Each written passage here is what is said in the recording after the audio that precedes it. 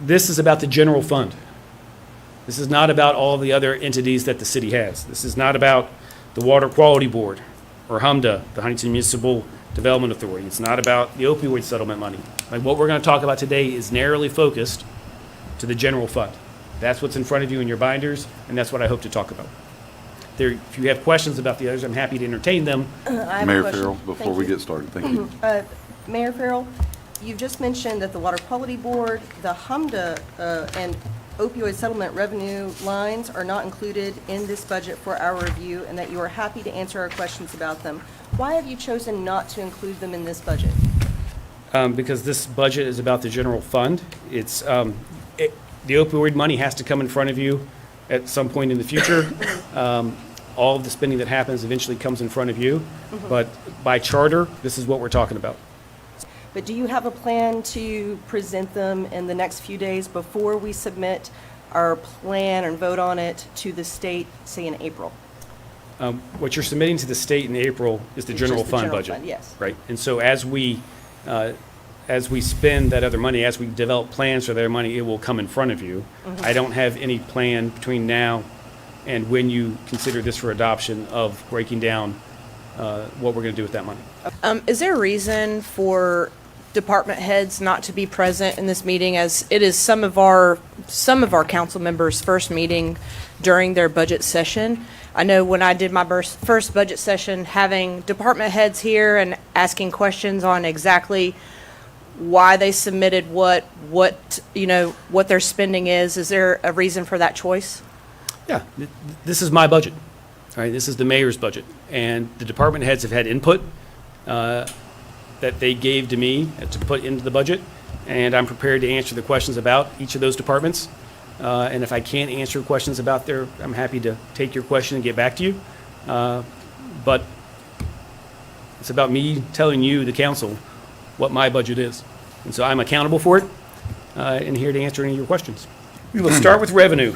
I also want to remind everybody who may be their first time that there will be a budget revision. When things happen, when things change, for instance, by June 30th, we'll have a better idea of what our unassigned fund balance is. One other question I had is, what is 2 months operating costs for the city of Huntington as we consider the 78 million annual budget that we have? Yeah, if you'll go back to, I think you have my presentation in your binders. You'll see in there's a chart, and it's $11 million. $11 million There's a 2 months Okay. is what we've estimated. Great, thank you so much. Yes, and Ms. Rumbaugh, I think it's important to state, as I did before, that that's an estimate. That number goes up and down. Yeah. Right? We looked at what we thought were 2 months operating cash, so that if something happens where we don't have federal funds coming to us, if federal funds are frozen, if whatever next pandemic crisis happens, that we can operate the city without interruption. When I look at this revenue budget, I think the first thing that we'd point out is line 299 is the unassigned fund balance. All right? And that shows right now the FY26 proposed budget at $9 million, which is what I hope it'll be $9 million. That's the line that's the most important number you can look at 6/30, June 30th, is that $9 million, if we can get there. If we do, you'll see that the change is close to $3 million from the prior year. And specifically, to Ms. Rumbaugh's question, I would like that eventually, during my term, to be $11 million. Right? That's what we're building for financial resiliency, and the primary account that I'd like you to look at. For all of the rest of the revenue estimates, and they are estimates, also, you'll note that each of these are not entirely within the city's control. Some of them are county, and some of them are state estimates. So the numbers, I can't tell you with a high deal of certainty that that's what it'll be, but we've done our best to explain it. For instance, the property tax, right? You'll see that there is an $873,000 increase in our estimate for FY26 versus FY25. And that's because the state has a new program, a dollar for dollar income tax credit, to incentivize people who pay and pay early. And so because of that change in the state, we think that there will be some increase to the property taxes that we are able to collect. We estimate that number to be $6.7 million, which is an increase from the prior year. You can go down through and look at the other numbers that have increased, from the B&O tax to the sales tax, they are not as high as what we expect to collect this year in our actuals. I'll also point out that the user fee at line 348 is $200,000 higher. That's the money that is specifically collected for paving streets in the Huntington Police Department. We anticipate that'll be $7.5 million. It's not nearly enough. You'll also notice on line 380, the interest income is going to be up $180,000. I believe this to be an anomaly that, and you'll see in FY24, that number was $371,000, and then we budgeted last year for $20,000. To put this very simply, that what this is interest income that we earn from money being in the bank. I anticipate this year that number will actually be $280,000, right? And so that is a change from the budget. That's a good thing. It's more income than we were expecting. And so we've proposed a budget of $200,000, which is still less than that, and that's because interest rates are dropping, right? And we anticipate the interest rates dropping, which is why we got the $200,000 number. Looking at line 329, inspection fees. In 2024, we were at 1,400. The budget is now 30,000, so I think that means we're going to have more inspections. Can you describe your plan for that? Are we hiring additional staff, or are we just going to hit the pavement more? We're going to be more focused on enforcement Okay. and charging fees, and we're not hiring more people. We're Okay. using our people and telling them to go out and inspect these properties and enforce the code, and if we need to, fine people. The employee health insurance premium charges are just slightly changing, as well as retirees' medical insurance charges. Is that in anticipation of greater expenses, less expenses? What were you? Yeah, so the employee health insurance premium charges are it's money that comes out of our employees, city employees' paychecks. And that amount is determined by whether you're single, family with one kid, a family. And so as the population of our employees change, where maybe a single person leaves the city and a family joins, that number naturally changes. Okay. And so we're estimating what we will be collecting from our city employees based on the current demographic mix of our employee. Line 348, special assessments, the city service fee. In 2024, it was a little over 8 million, but we're expecting about overall approximately $500,000 loss from 2024 in 2026. Why, is that just a conservative estimate? We don't think that we're going to collect there's going to be less employees contributing to the city service fee? Yeah, I mean, the user fees, the people that are working in the city, obviously, and you'll Okay. see that in FY25, Yeah, we so- budgeted 7.3 million. And so I'm hoping that more people pay the user fees this year than last, or next year versus current. And so it's actually an increase of revenue we're collecting, right? And you're asking, why is it less than the $8 million? And this goes back to the idea that all of the federal money that came through had a positive impact on the city, from B&O tax, user fee, those things. And as that money gets expended, there'll be fewer people coming to our city and being able to pay that user fee. Thank you. And so line 352, under fire protection fees, it follows that same logic. Wait, except that there's actually a huge increase. Where in 2024, we were at 200,000. And in 2025, the amended budget was about 360, so that's a big bump. It's a small bump to this year, or to the next year of 380. Are we seeing actual numbers to warrant that increase in fire protection fees? Yes, that's what we're anticipating. We Okay. looked at the actuals and projected the future, and that's exactly what we're expecting. Great, thank you. Next, line 376, gaming income. I've always found this to be quite curious. Can you explain what the gaming income line is? I think if you go back to your budget package, you all have a list of what each of the categories are. And I think it describes it in there. Okay. Probably better than I could describe it to you. And I apologize, I don't have that in front of me. Let me read it to you. Okay, This is the city's portion of state tax on gaming, and it's based on the number of residents in the city. Line Okay. 376. so probably like gambling. Do we have any idea? Yes. Does anybody, it's about gambling? It's And gambling. So, but there's another line, 397, video lottery. Can you explain so in video lottery, we took in 284 in 2024, And now in 2026, we're anticipating an increase up to 250,000.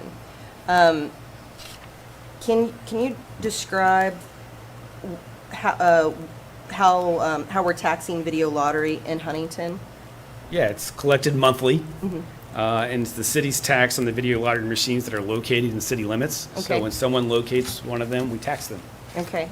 Do we have a cap in the city about how many video lottery establishments can open up? There's not. There's not a current quota? They do have to, they have to abide by the West Virginia State Lottery rules. So it has to be so far from a school, so far from a church. There are boundaries and stipulations that the West Virginia Lottery puts on the establishments that the city adheres to, right? So as far as the number, is it capped at 30? No. And what are is the fee that we collect from video lottery establishments, is that set up by resolution or by ordinance? Does anybody know? Or is it? It was before my time, and I've been here 9th year. So it's always just been there. I don't know how it was initially set up. So. On their own. They bring in somewhere between $10,000 and $12,000 every day in revenue by hiring one person. And that revenue, if the video game parlor is owned locally, well, it goes to one person. But if it's also an out-of-state corporation, then it flows out. That return on investment is interesting for that particular style of business. But I also feel that it's kind of detrimental to our community, because when you have something like, say, a restaurant who has staff and all, like they take in $10,000 or $12,000 a day, that money immediately flows back out into the community. Drop this thought, like a seed of suggestion, since this is a public hearing, so everybody knows my thoughts on it. I'd love to hear your all's thoughts on it, maybe at another time. But increasing the fees to discourage additional expansion of, for whatever that's worth, of video game parlors in our community and in our neighborhoods, and also to help the city get additional revenues from a very high profit making industry that's really not investing much back into our community. Number 378, miscellaneous fees, vacant buildings. The vacant building actual and fees collected were $273,000 in 2024, but we had an amended budget very low of $25,000 for 2025, and we expect it to be the same. Is that because we've been successfully knocking down these vacant buildings? Is that why it's dropped so much? I don't know why the budget was amended to $25,000. It's what Okay. we anticipate collecting this year. Okay. Video lottery is not permitted by right anywhere in our city. So they have to go before BZA. So if that's Okay. a concern in your head, it's not allowed in any residentials, and it's only allowed by conditional use with appeal in the judicial process anywhere else, like in commercial and industrial. So there are catches in place to keep things from happening. Line 377, the capital lease revenue. So it was 1.3 million in 2024, but it disappeared in 2025. Can someone remind me, where did that money go? Yeah, the way capital leases work is that by the accounting rules, you have to incur them in the year that they are obligated. And so in those years where we bought a fire truck or copiers, you have to record them in that year. And then once you do that, you don't record them in the future years. And Got we it. don't have any new capital operating leases forecasted for 2026. So 365 is the first line on that page. It's federal grants. We only record the revenue anticipated for what we actually have in-house, right, what we already know. As we continue to work on getting more grants, that line will change, and of course, it'll come back in front of council when we do. But we anticipate it to be, right now, $500,000 less than it was in the prior year, because that's the amount of the grants that we have in-house.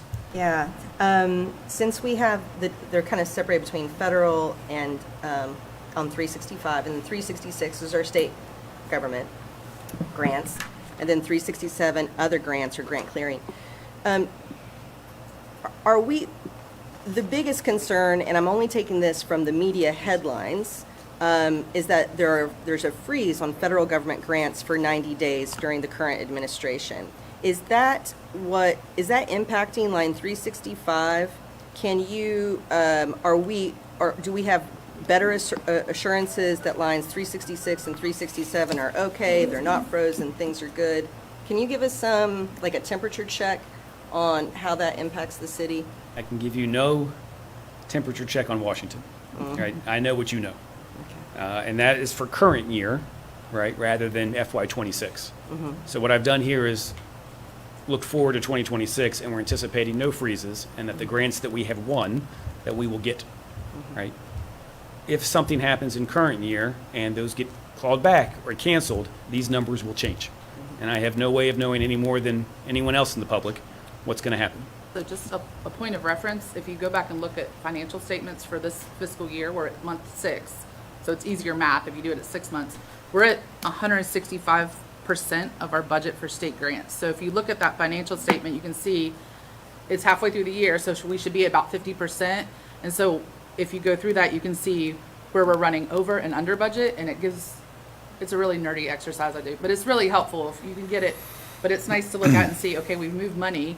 Well, it's because like the fire protection fee, we're at 74% of our budget for this year already, which explains why we have to adjust, right? So just sharing that nerdy, very nerdy thing. Thank you for sharing. I'll draw your attention to line 4408. It's about halfway down the page. Insurance programs.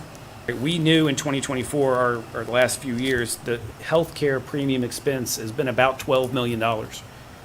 And we've budgeted $9.7 million. So we obviously have the ability to spend higher than in a budget category, right? We have controls in place as a city to make sure we don't overspend the amount of money that we have. And then when that happens, when you overspend a category, it has to come out of somewhere else. I anticipate what's happened is that we conservatively budgeted our B&O tax, our sales tax, and so when revenues come in, it works itself out. But as I go through here, I'm going to point out what I think are the material changes, the things that really matter. Happy to answer all of your questions about any category, but I'm going to touch on the things that I think are matter that reach a material level to explain to you what's going on. The first one is the City Council tab. This budget is flat. The council chair has seen it and approved it without input from us, and so it's flat. Any questions about that? I have a question.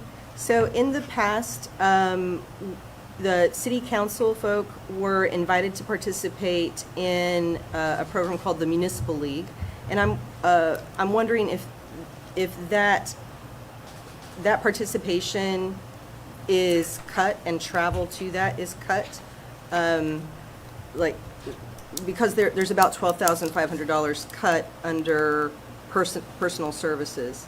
And so, could you explain, is that what we're direct that talking question to about your with chair. the cuts or something else?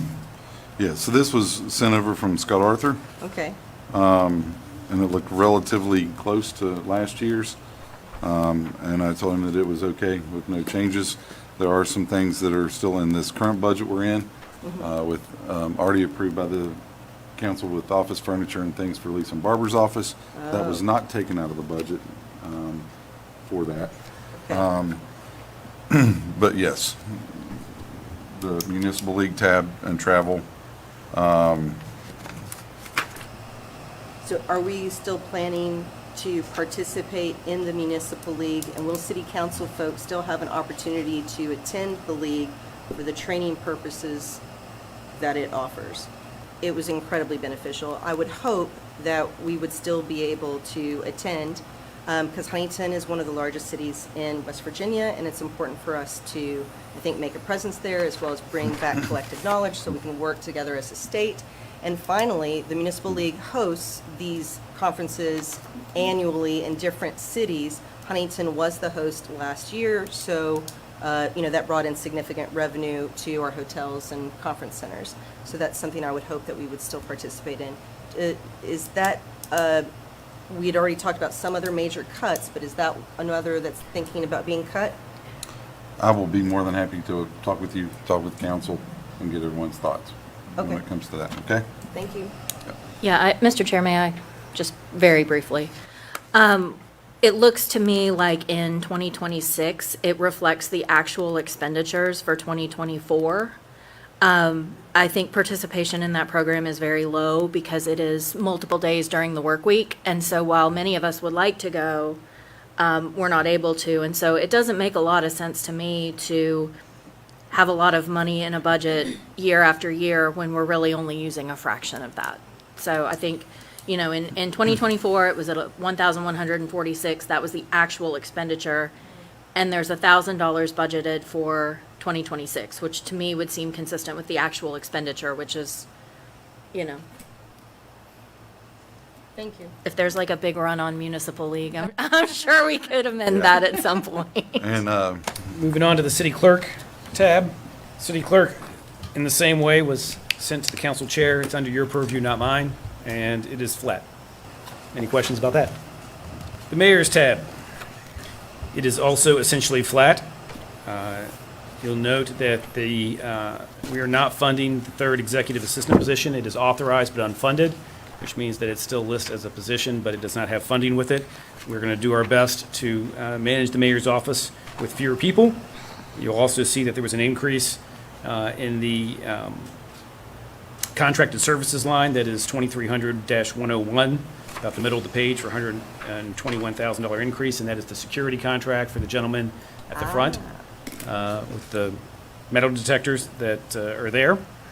But otherwise, the mayor's office budget is flat. I was contacted by two residents, specifically because it was brought up currently. This is a great time to bring it up because we have FaceTime with you.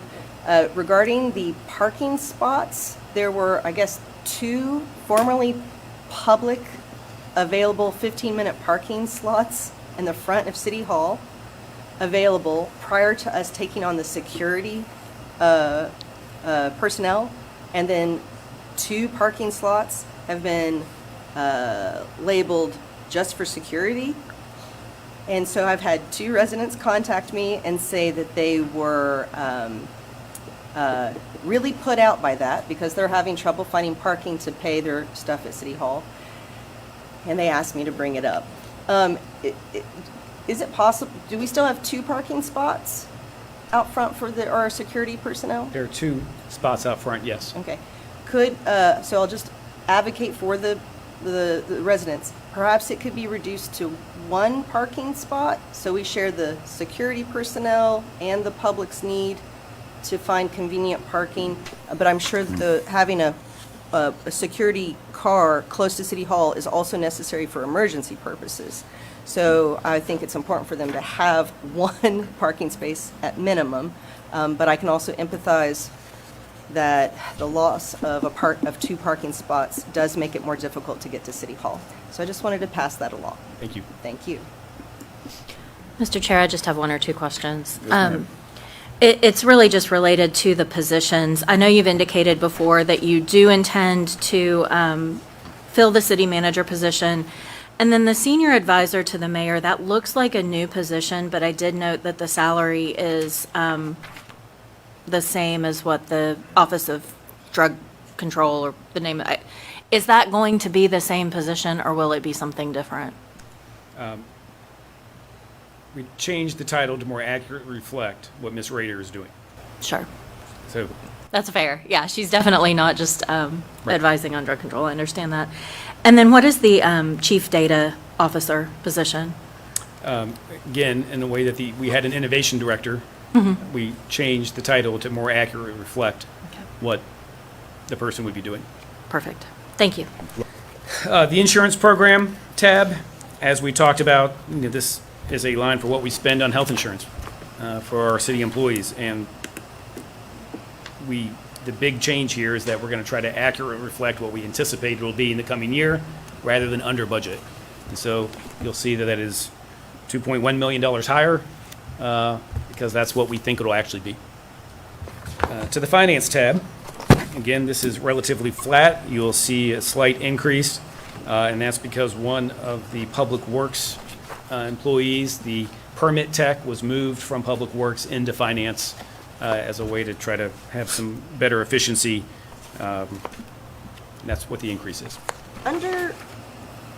one of the things that I noticed about the budget is throughout the different departments, there were general decreases in like postage or printing, et cetera. One of the things in this department, on line 2110-101, under telephone, it's the telephone budget has been cut in half, in theory. How were you able to reduce the phone fees? Curious. I appreciate the efficiency, and I'm wondering, how did you do it? Yeah, I didn't do it. Yeah. It was the department heads submit these budgets based on what they think they're actually going to spend. So they look at the bills and they project into the future, and our finance team works with each of those department heads to say, what do you think is actually going to be, the mayor wants an accurate budget. And so we really worked hard to be accurate. Yeah, instead of rounding. Okay, I Right. get, thank you so much. Municipal court tab is also flat. Any questions about it? Human resources is also flat. They reduced a part-time position, and otherwise it is relatively flat. They're doing a great job. To the purchasing tab, sorry to continue to share that it's also flat. These positions are people that have been there, that are doing good work, continue to be there, and it's flat. Department of Technology. Can I ask a question? Yeah. Under, whatever tab we're on, purchasing, the grants manager, is that the person that writes the grants for the city? It's a team effort to write grants at the city. I want to make sure that I give credit to all the places it's due. It happens inside of the departments. It happens in the mayor's office. It happens in the purchasing department. And so the grants manager is the one that facilitates the paperwork that comes in and out. She also has a role in helping write some of the grants or, send them in, but then also when that paperwork comes back, administering the money back out. So each department has somebody that can write a grant for something? I think that would probably be an overstatement that each department I has. mean, not necessarily like a person, but they Right. have somebody that's acclimated and could be familiar with writing a grant and then go to this person? Yes, this person certainly will help every department, Okay. right? So they would coordinate with the police, the fire, whoever, and the mayor's office to make sure we get on the same page. And then this is where the grants administrator is housed. We're on to the Department of Technology. This is relatively flat. The delta of 51,000, I'll draw your attention to the last line, the capital outlay equipment, which is line 4590-105. It's a reduction of $50,000 because the workstation refresh is complete, and so they don't need the money beyond that, so that's why it's lower. I would like to point on the next page, you'll see that there's a system administrator position that is authorized but unfunded.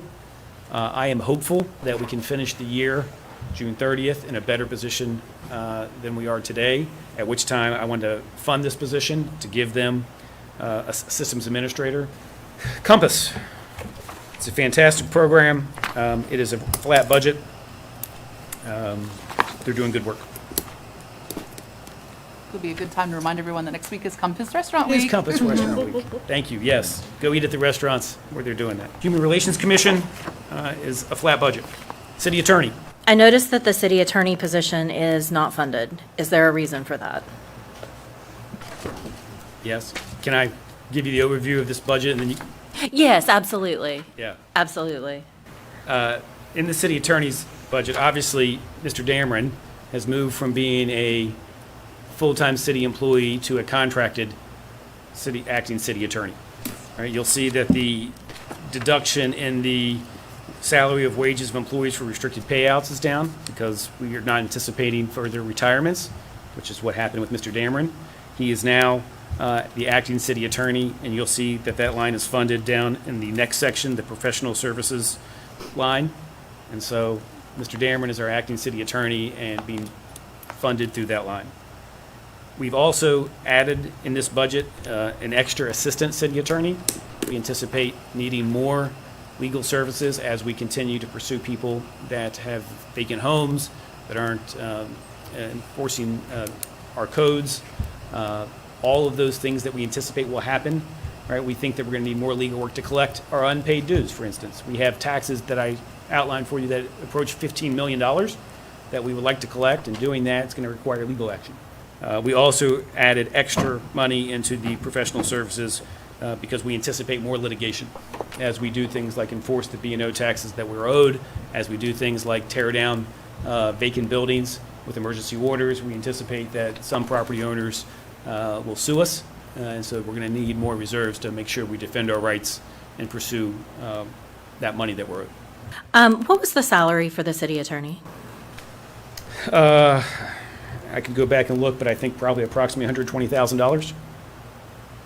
I think that's probably about right. And then what is the salary for the assistant city attorney? Again, you can do the math by looking at, I can't do mental math like that. if you look to the second page, you'll see that there were 3 at $262,000. So let's call that approximately $85,000. Okay, so those two positions combined are roughly the same as contracting those services out, right? I mean, that's, the math is not right, but if we're saying 200,000 for contracting out services, then wouldn't that really be an increase of $80,000 over what we would be paying an in-house city attorney? I didn't follow your question about the math. What I'll say is that the total legal services budget's going up by $141,000. That the acting city attorney currently is budgeted in the professional services. We've added more money on that for future services that we think we're going to need that are beyond that $120,000. So an extra $80,000 in outside legal counsel help, and added a assistant city attorney in there. So So, okay, I understand that. But why would we not hire a city attorney at a lower amount? Because it seems to me that, you know, this, so let's say we've got a city attorney, which we basically are going to because we've got the contracted services line, right? So there will be someone doing that work, whether it's at. we have a city attorney. It's Scott Dameron. Correct. And so he is doing that work, whether he's being paid outside council rates or a salary, correct? Correct. Okay, so it would seem to me that if we are adding a third assistant city attorney, that those 4 people ought to be able to handle, you know, things like lawsuits arising out of demolition or prosecution of liens or things like that, because in fact, that was the rationale for adding the second city attorney position about, I don't know, probably 10, 12 years ago. Somebody may know more than I do. I just, it does not sit well to me to say that we are going to anticipate an increase in outside litigation expenses when we will have, you know, with our legal secretaries, we will have an in-house team of 6 people. Why are we estimating that increase in outside counsel fees? Because we anticipate getting sued more. I know, but is there a reason that our in-house team cannot handle that litigation? I would say that there's 2 separate things. I'm going to really attempt to answer the question I think you're asking, so if I'm not, you can come back. Yes, the third assistant city attorney could just do collections of outstanding fees that are owed to us and it'd be a full-time job. Which is what we were told the second city attorney was going to do when they were added several years ago. Okay, I wasn't here several years ago. I obviously. understand that. I understand that. And so we need to collect the $15 million that are out there. And I'm confident that we will need more help inside this legal office here. Right. Which it looks like we're going to have because Right. we're going to have 2 more attorneys in there, right? Right. We're going to have 3 assistants. And I think that they will be tasked fully. Okay. And then I think on top of that, I think that beyond the capability of the people that work in that office, we're going to need some specialty expertise as it pertains to municipal law that they may not have, that we're going to need to seek outside counsel to the tune of $80,000-ish that I've budgeted. Again, please remember, this is a budget, it's a plan. Yes, I know. I know it's a So if budget. it's less, that's great, but I have budgeted for being able to go out to a outside firm to help us as we get sued for tearing down a building, right, that they believe that we shouldn't have. We'll talk more about the landfill, right, where we have some significant legal issues ahead of us. And so I think we're going to need some experts. Have you looked at how insurance coverage would factor into that? Because there's insurance coverage for a lot of those types of claims. And we would only be looking at the deductible, correct? That would be fantastic if the insurance would do that, yes. I have looked at it. Okay. And you still anticipate that increase? Yes, this is what I believe to be an accurate and realistic forward-looking budget. I hope that we come in under budget, to be very clear. I hope that we spend less, but yes, this is what I anticipate to happen. Really, I just have one last question, but it was my understanding that Scott's term as acting city attorney, and understand this, I wish we could keep Scott Dameron forever because I think he's uniquely qualified for that position. But it was my understanding that under the charter, Scott could only be acting city attorney for a total of 120 days. Is that not the case? It is the case that I can have any acting position for 120 days, yes, before naming a full-time one. So is he planning to come back full-time? All of our personnel discussions are not subject to what we're going to talk about today. Yes, I understand that. Okay, but if you are planning on $200,000 in professional services based on the fact that Scott Dameron is going to be our acting city attorney, my question is not, is it going to be Scott? My question is, will we hire another acting city attorney, or will we hire an internal city attorney? Within 120 days, whatever that comes out to be, call it another 60 days, I'll name hopefully a full-time city attorney, right? And whether that person is an employee of the city or a contracted city attorney, which we could do, it'll come from one or the other. And if it is still contracted services, then the money's right where it needs to be. If we hire somebody in-house, I'll come back to you for a budget revision and move that money from contracted services back to a city employee. Those decisions haven't been made yet. I would hope that if the decision was made to contract out these services, that contracted person would agree to work for a rate that was equal to what it would cost us to have an in-house city attorney. I appreciate that.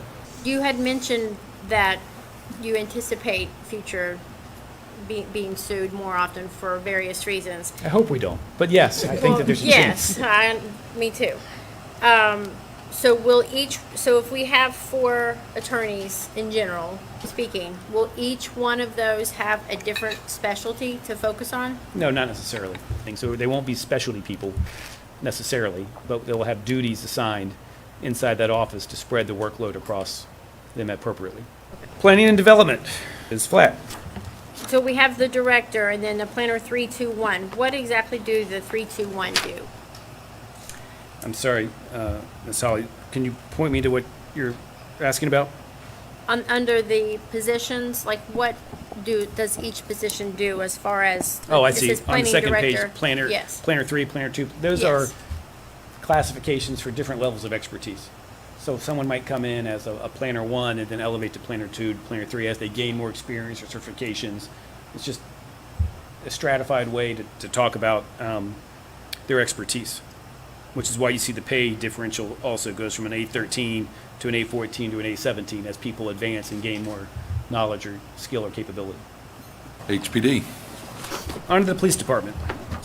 Obviously, I've talked a lot about our priorities of public safety.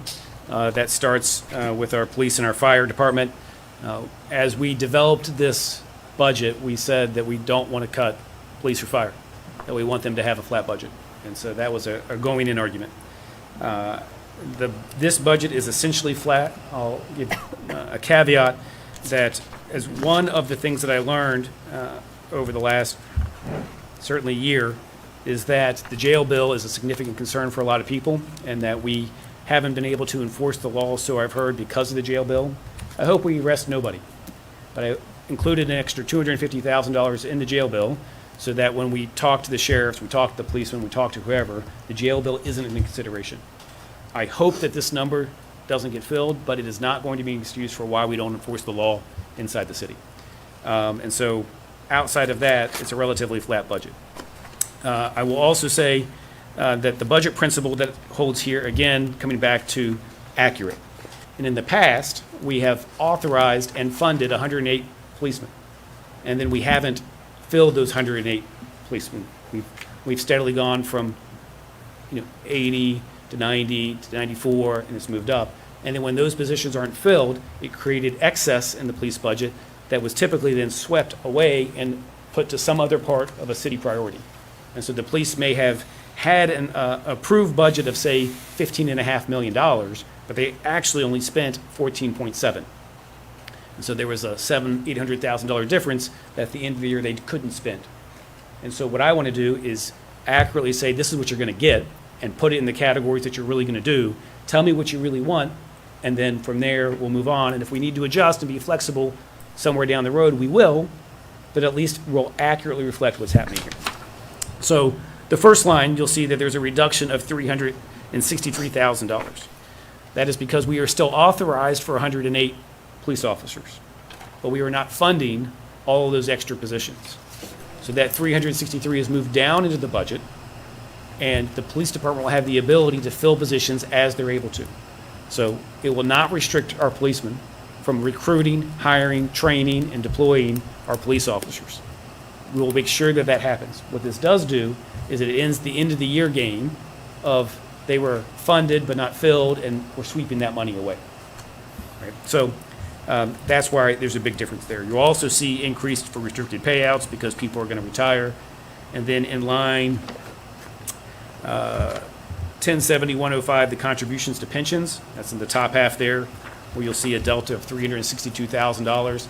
That is a state mandated number that we don't come up with, that the actuarials look at it and determine what amount goes to the pension. It goes directly to the pension fund, and that's going to increase for next year because of the demographics of our workforce. Those are the substantive changes to the first page. On the second page, you'll see under the capital outlay line, which is line 4590, there's a delta of 165. We've paid off some body cams, and we don't have a current plan in the budget to fund vehicles, but we know that they need vehicles, and the police have a very real need for vehicles.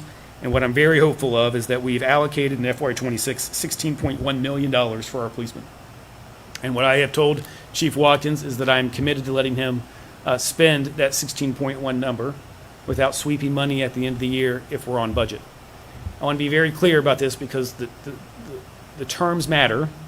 Right? When we budget it, that doesn't mean we have that $16 million on day one. Just like on day one, I don't have 78 overall.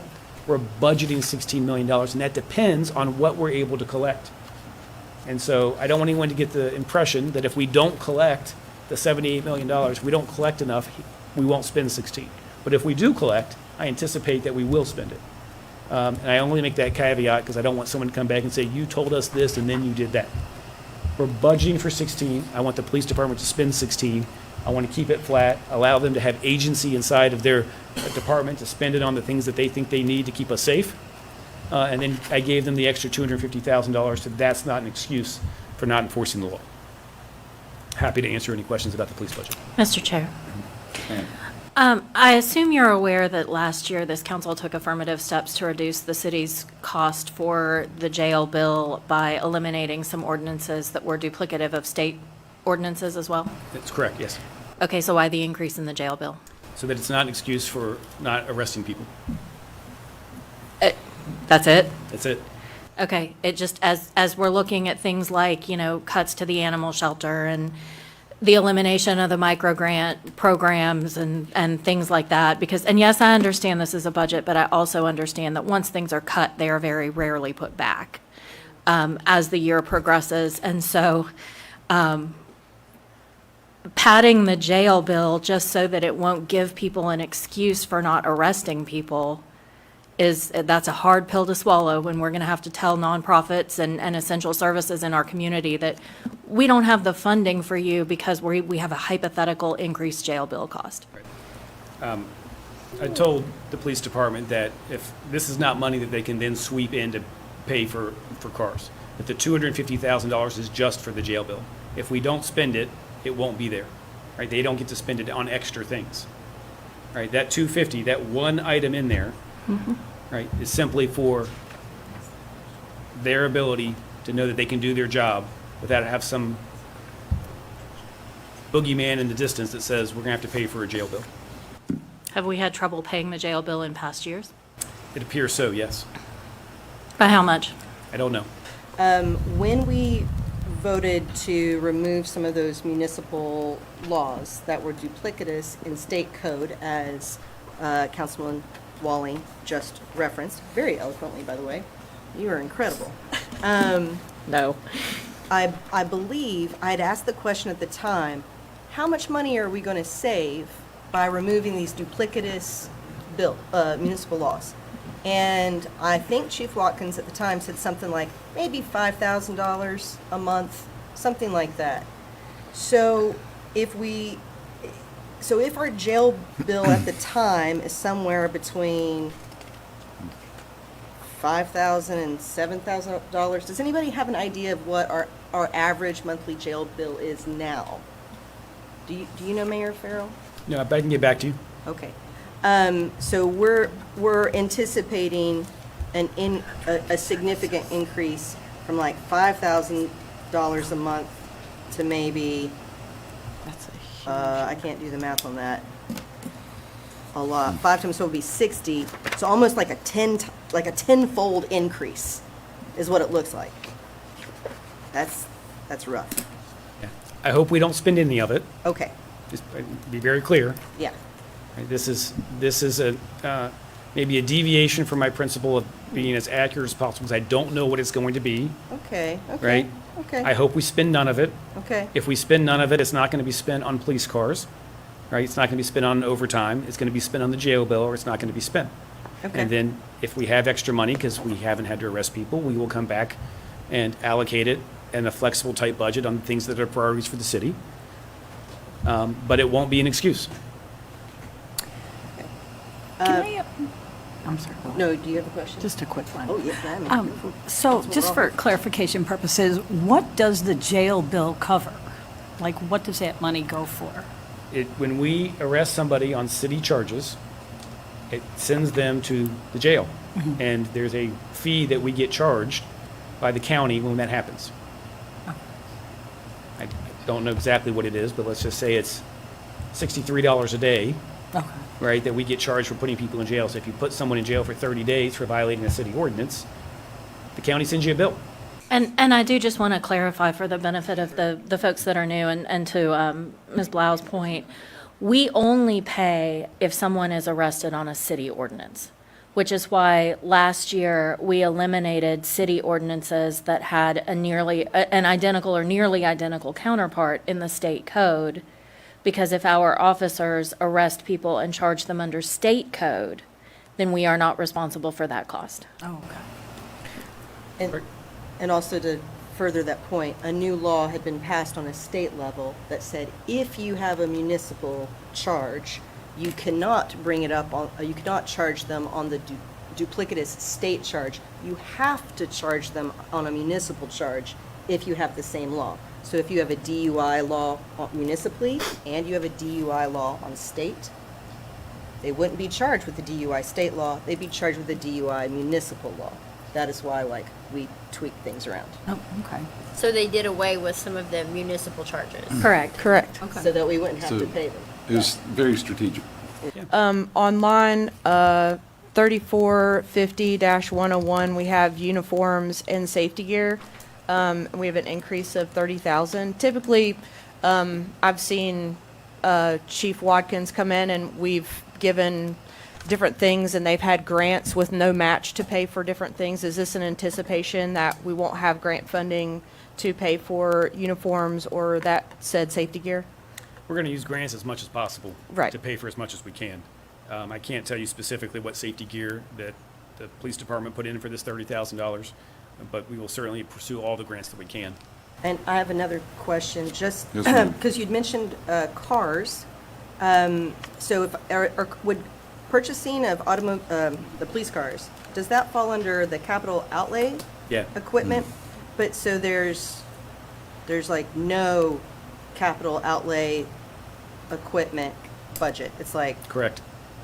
so, We're going to try to find other ways to pay for cars, or they're not going to have cars.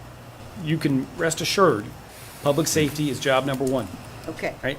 The police department will have everything they need to do their job, including cars, okay, right? I just haven't currently budgeted for new ones because we don't, that isn't the highest priority that we have for them right now. okay. So we should take into consideration that there is no budget for cars.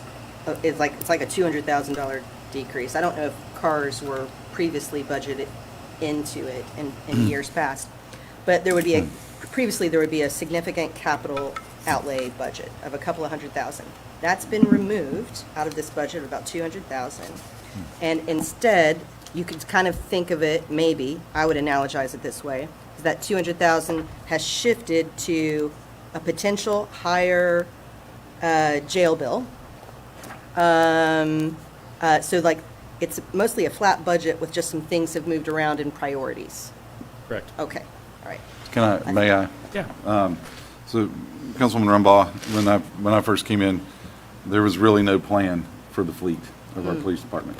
The Crown Victorias were deplorable. They were an embarrassment. And over time, over the last several years, we have basically had a program where we're replenishing the fleet about 5 cars, if able to spend, a year.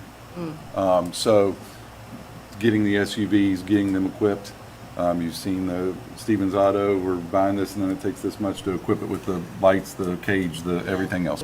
But that actually brings me to my next question. You mentioned that you wanted the actual budget based on the number of officers we have. And so when I look at the second page, I see we have 110 total budgeted sworn, but minimum will be at 98. Is that correct? So instead of 108 officers, we are hoping to get 110. Yeah, the chief and the deputy And you got chief. the chief and deputy chief that make up Okay, that. they're not included in Correct. that. Okay, I see. Moving on to the fire. If you go to the second page, you'll see the last bottom right corner that this is actually exactly flat. And so it's a flat budget. There are obviously differences. I'll draw your attention back to page 1. The top line shows an increase in change of $411,000. That is a contractual increase based on the contract they have with us. That's where that number comes from. If you go down to the second page, you'll see that I'll draw your attention back to the line 345-101, uniform safety gear. And there's a $410,000 decrease. This is turnout gear that they are currently trying to order. And once they order it and they have it in this fiscal year, they don't need it for next year, which is why that's decreasing. I'll draw your attention only because they may not actually order it this fiscal year. They're going through a process, and they may do it next year. So if that happens, we'll encumber the money to the following year, and there'll, of course, be a budget revision to show that it's moved from one year to the X, and you'll know what it's doing. But it's the safety gear that they need, that they're ordering, and they're taking their time and due diligence to find the right stuff. Mr. Chair, Yeah. Yes, ma'am. are we still planning to keep them with 2 sets for each firefighter turnout gear? I know that was something that, there's a lot of research to back up their own safety from like a lung cancer The and carcinogens. inhalant. Yeah. I know we managed to get them to 2 sets. Is that the plan moving forward, to keep them there? I don't have any plans to change what Chief Fuller wants. Okay. Right? He put together this budget, and I've committed to help him. It's a flat budget, and he's telling me it's what he needs. Thank you. I have a quick question. Yes, ma'am. When we were visiting the news station, I had an opportunity to ask the guys a couple questions. In line 2130-101, under utilities, I know like internet is paid for here and internet is paid for at HPD. Do we pay for the internet for folks to have access to like streaming while they're there 24-hour shifts at each fire station? I don't know. I can find out.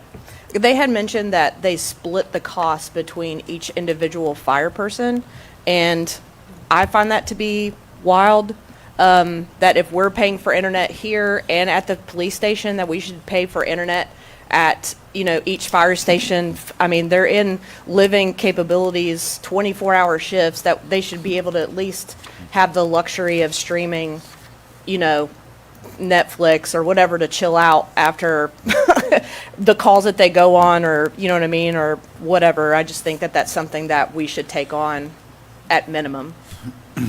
To jump in on that point, I would think that the firefighters would have to have access to email so that they could know about scheduled trainings and other things that they would at minimum. Right. Have access to. So I would be very surprised if we are not paying for the internet, but to hear that they pulled their own money, Yeah, that seems strange. right.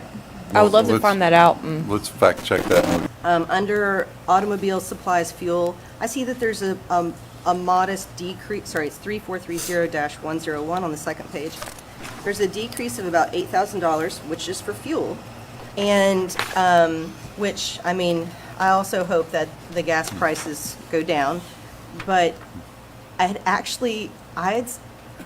saw something on the internet that when I wanted to confirm that we have gas-powered emergency equipment and not electric vehicles. And my question, because I've heard that there are some issues with electric vehicles responding to emergencies because you have to wait for them to charge. And I wanted to confirm that we have gas-powered. Yes. So the Public Works section is, again, essentially flat for all material purposes. You will see that some of the restricted payouts are less. There's an increase in litigation fees because of the landfill. I mentioned before, we have a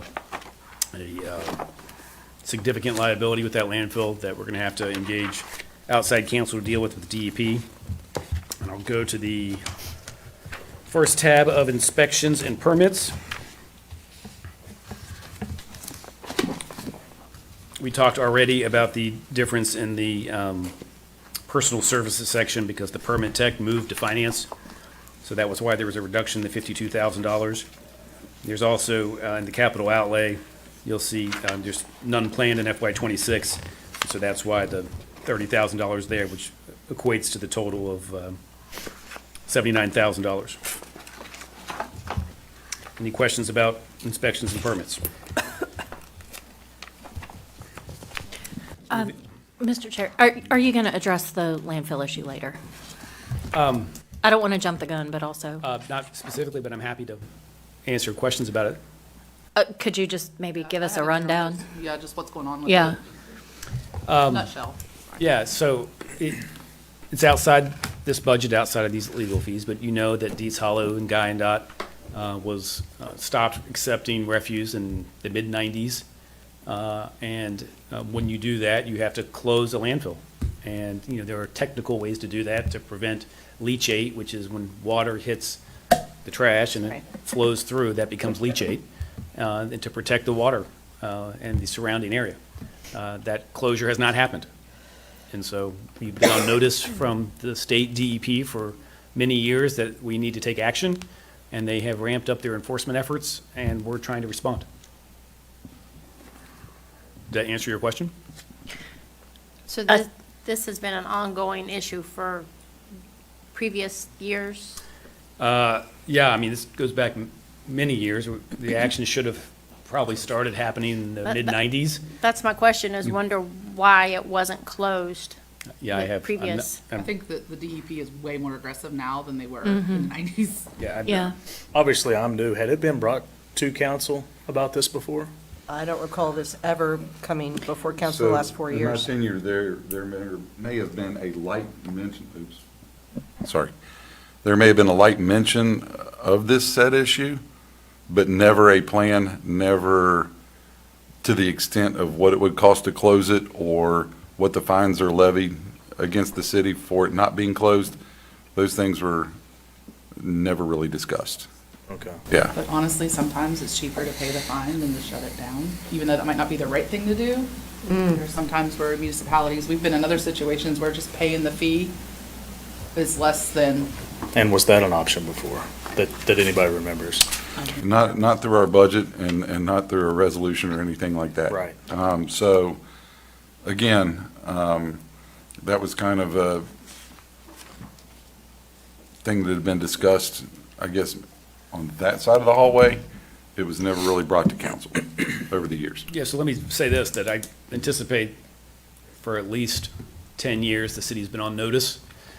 We have taken action to address some of that, to understand what the scope of the problem is. In today's dollars, I anticipate it being somewhere between $20 and $30 million will be required to close the landfill. And that I have been engaging with our legal counsel, with our state legislature, to try to find solutions for what we can do to do this, because there's not an easy answer, and it's going to be really costly. And we need to do something. One question I have, just briefly. If that in fact is the amount now, if done previously, could have it been a cheaper amount? Oh, sure. Sure. Yeah, I think. There's the big issue. I think 10 years ago, probably could have been done for something Yeah. like $16 million. Right, Well, you've got to keep in mind Huntington wasn't in the place it was financially right. 15 years ago that it is even today. Yeah. But This it's very is- unfortunate because this could have posed a serious Well, this safety is a huge hazard burden at this point. throughout. For your I mean, district. this is a serious, is. I mean, this is my district, and Yeah. this is a serious safety hazard if everything's running downhill. And I wonder why, I mean, it's neither here nor there now, but if we had all of this COVID money, why could some of that not have been used towards that? Yeah, respectfully, This- yeah, I'll say this- that this is Has to be not the earmarked subject of for- what I'm going to talk I about know, today. okay, Criteria. I'm just. Yeah. Yes. This falls into the category of can kick down the road, much like the sanitary issues, the stormwater issues, and everything that we've allocated all that money to. And, you know, I don't remember it ever coming up either. So it's one of those things that was out there. I guess the question that I have as it relates to maybe to this budget or to, you know, down the road, is there a way that we could finance that in any way so that we could go ahead and effectuate the closure, but then pay it off over time? Yeah, I'm looking at all the options. Okay. Right now, like, it's Sure. an enormous Sure.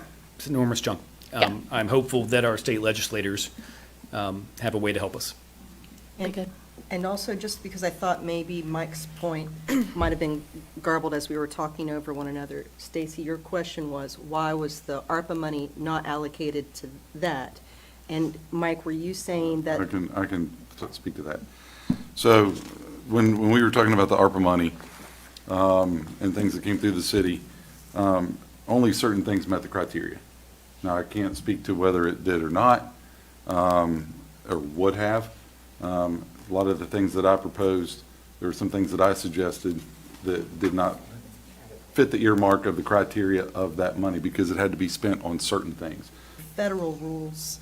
So and if we didn't follow the federal rules, we would have to pay that money back. Correct. And that's what some other municipalities around West Virginia, they mishandled their ARPA funding.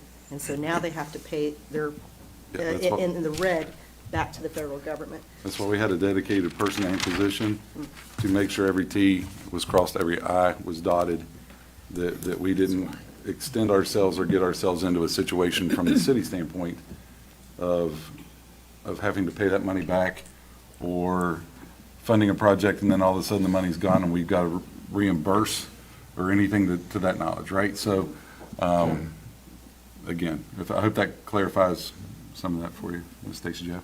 And I would like to also echo Councilman Walling's suggestion. If we could do something to address it right away, I would be absolutely in favor of that. Because your community safety is all of our community safety is important.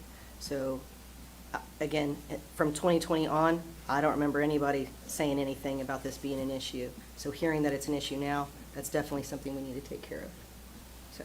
And Mr. Chair, just a thought, of Ms. Mount mentioning, if we paid a fine, can you give new members of council, the amount that when it has to come before council, dollar amount to be approved? Is it 50? 25,000. 25,000? So if it was anything under that, that was a fee that was paid, we wouldn't have seen it. But anything over 25,000 has to come before council to be approved. On to the building maintenance tab. See, again, this is relatively flat. There is a increase in restricted payouts for retirements. You'll also see that we increased $100,000 in the line of capital outlays, which is 45-8-101 at the bottom. Shows $72,000 increase. There was a offsetting. We increased it by $100,000 for repairs to city property and decreased it by $27,500 for a one-time expense for a fence. This is a building maintenance fund that we keep to repair city property. Any questions? Traffic engineering. Again, it's relatively flat. You notice again, the line for restricted payouts, 1030-106 is slightly up. And then the line for utilities is $80,000 higher, and that is utilities for the lights at Hal Greer Boulevard. Oh. And I want to point out, if I can, Mayor, these tabs that we're going through on the back end of Public Works are still all Public Works. They're departments within a department, if you want to look at it that way, because they have the streets and highways, they have the city garage, they have all of those for anyone new in this, if you're curious. Until we get to contributions, it's all still public work. Yeah. Next is streets and highways. It's flat. Go to motor pool. Again, it's flat. The increase we have for maintenance and repair in line 2170-101 is for internal maintenance for the motor pool, that we're spending more money to keep our older vehicles up. Instead of buying new vehicles, we're still working the maintenance issues, and at some point, of course, as everyone knows, it's better just to buy something new, and when we can, we will. Until then, we're spending more money in repairs. Questions? I have a question. Yeah. What's an example of what a contracted service for this department would be? It's overall not a massive increase, but related to that line item, it is. Yeah, I don't know specifically, but if I could guess, Yeah. it would be, if you're working on a vehicle and our guys don't Oh, have the expertise to outsourcing, do it, like, we'd yeah, outsource it okay. to somebody for something. Could it I can comment to like the fireboat. There are certain things that we can do internally, but since it's such a complex piece of machinery, certain things that may have to be fixed has to be contracted out and the boat sent away to get repairs. Gotcha. So, I was also thinking maybe the technology that we use to do the streets, the camera that's on the vehicles. You know what I'm talking about? Yeah, that would probably Can't be think of what under it's called. street and highways, but I was just Street curious. cam Yeah, or a vehicle? We don't Like have the- street cams. well, on the cars that it ranks our city streets. The It's that paving new thing. technology for paving. Oh, real-time potholes. Yeah. oh, yeah, that thing. Real-time. Street construction, this one is slightly more complicated accounting system of how we think about how we spend our money. And it looks lumpy. If you go back for the last 6 years, you will see increases and decreases in this section. And it's because of invoicing from the state. Our folks that do our paving, we contract through the state, and then they invoice us. And so if they do it in the spring and we don't get an invoice to the fall, that passes over a fiscal year.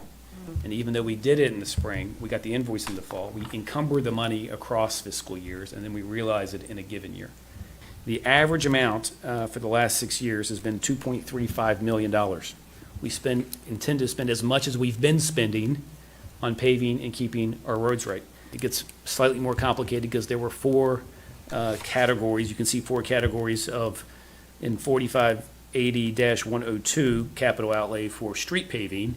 And then at the bottom line there at 105, you have other improvements to street paving program, right? And this is something that the prior administration was trying to do over a 10-year period and pave every road. But then that changed with this data-driven thing, because now every road doesn't need paved in 10 years. We're going to focus more on the ones that need it. All of this to say, if we drill down into any of these numbers between any year, it looks lumpy. The deltas don't really matter to me. What does matter to me is the actual amount that we spent and that how much we anticipate spending next year. And so what I can assure you is that no pothole is going to go unfilled, right? That we're going to work hard to keep them filled and pave our streets just the way we have been and spend all of our money. The hard part's going to be contracting to do that, in my opinion. Let me give you an example. In the current year we're in, FY '25, this council budgeted $3.45 million, right, to do paving. So far, we've spent, to I think Ms. Mount's point about you look at the actuals, we've spent $705,000, Ooh, right? Huge differential. is it Huge because of differential. Yeah. the weather? Again, I wasn't Sorry. here to know, Sorry. right? What I can tell you is that when I look at the books, I see that we've not spent up to the amount, and there could be lots of reasons, from weather to late invoicing from the state to all of these things. And so when I have tried to say, let's get to paving, we have some challenges with contracting because there's a change at the state level in the state administration. through Department of Highways. And so we now have to reestablish relationships and agreements with them about using their services to pave our roads. And so we have work to do in this area. And so for the street paving, street repair, sidewalk programs included in here, all of that, the bottom line is we need to get the money and we need to go expend it to keep our streets and sidewalks safe. In the past, we had always sent in recommendations to Mr. Bates about, because to be honest, not everyone drives everyone's roads in everyone's district every day, Yes. right? So we got away from that because of the 10-year plan. Right. Is that something that you would welcome feedback to Mr. Bates if we have I- issues to still submit and go from there? Because we were kind of getting away from that because of the data and the 10-year plan. Yeah. Mr. Shockley, you will appreciate this is not a plant that I would encourage everyone in the city to give us input through the 311 app, right? So if you have specific roads or potholes or whatever you want filled, put it in the 311 app, and that will add to the data that we're collecting with this data-driven program with the CAMs that we have, that will feed and inform the decisions we make to which roads we go out to. So yes, it feed all the information through 311, and Mr. Bates and his team will certainly make sure that our streets are safe. So I see Ms. Sullivan back there, and my question is really, like you mentioned late invoicing, right? Do we know if there are any invoices out there that are going to be coming in later? Like, you said late invoicing from the state. Are we waiting on anything that we'll need? I'm sure that we are. Okay. Yes. Do we have any idea how much that would be? I don't know how much that will be.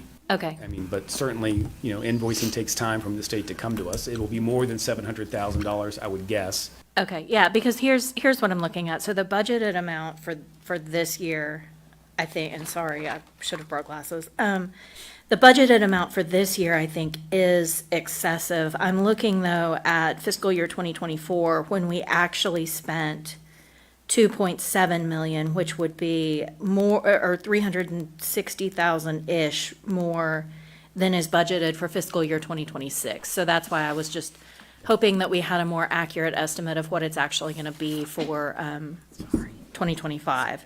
Because some of these programs, like the sidewalk program, it's really, really popular in my district, and I don't know, other districts may not know that it's there, but, it's a program where the city covers the cost of labor to have a new sidewalk put in, and the homeowner just has to pay for the materials. So you can get a new sidewalk, which would usually be like 15 or 20,000 for, maybe $700 or $800. It's great.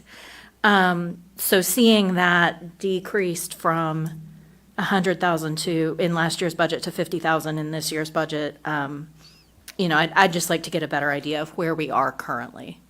Yeah, I would point to the accurate, so if we're talking about sidewalk going from 100 to 50, you can also go back to what you'll see in the FY '24. Which is- right. $14,000. Right, and there were some reasons for that. Mr. Bates bought a new piece of equipment that year that helped them to be more efficient with that. He bought that, Curb cut. was that no, he bought that like in The loader. little tiny backhoe thing. Yeah, Horrible. and I know that there were some staffing challenges during that year as well. So at one point, there was like a 4-year-long waiting list for that program, and I think the new equipment was supposed to help with that. But, I don't know how many people are still on that waiting list or how many more people would sign up if they knew that it was out there. So, people get really angry when they're told they have to pay for their own sidewalks, and when it's very helpful to be able to say, look, the city will help you. So for like current year to date, we're 50% through the year. For the sidewalk program, we're not even at $15,000 spent yet. That's, So, yeah. that's 24. No, like right now, Oh. current year, we're 6 months into fiscal year '25. We've spent $14,875 on the sidewalk program, so double that, and we're about 30. Also wintertime. It wasn't in July when the fiscal year. Yeah, I mean, yeah. weather Yeah. certainly impacts, but we've got a good sample of good Yep. and bad weather in that 6 months, I'd Yep. say. So, Well- we're 6% of that budget. We're No, only at- According to this, we're a little- absolutely. And really, I say this too, just for the benefit of everyone who's up here, because I guarantee you, for the new folks, you are going to hear how terrible the sidewalks are in your district, or for Mr. Archer and Ms. Lehman, how terrible the sidewalks are all over the city. And so it's a really good talking point to be able to say, we've got this great program, and it'll slash your costs of a new sidewalk. It's on the 311 app, to your point. I would like to see the word get out about this because, you know, I still hear all the time that there are people that got put on the list during COVID and they haven't been taken care of yet. And so there are folks out there. Let us know if you want a new sidewalk.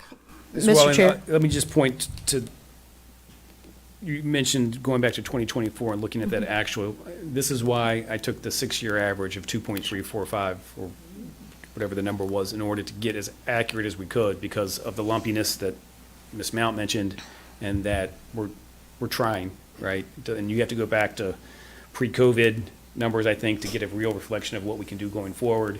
So all of that to say, this is a flexible budget. No, I right? know. And so we're going to pave all of our roads. We're going to do the best we can to fill every pothole as quickly as we can, because I can assure you, as I've said to you before, people in each one of your districts has let me know about where their potholes are and that we need to fill them, so we're going to try. Yeah, and my comments are as much for the benefit of the public as anything else. Put your sidewalk in 311. There you go. Mr. Chair, Yes, just ma'am. real quick before I forget, while Ms. Walling's talking about the sidewalk program, Ms. Holly, there are folks in Arlington Park and their neighborhood association that have used NIOH funding and also been matched by District 9 microgrant funding to help with repair for sidewalks, which is another reason why it's a great program. I have another point, Chair, to bring up.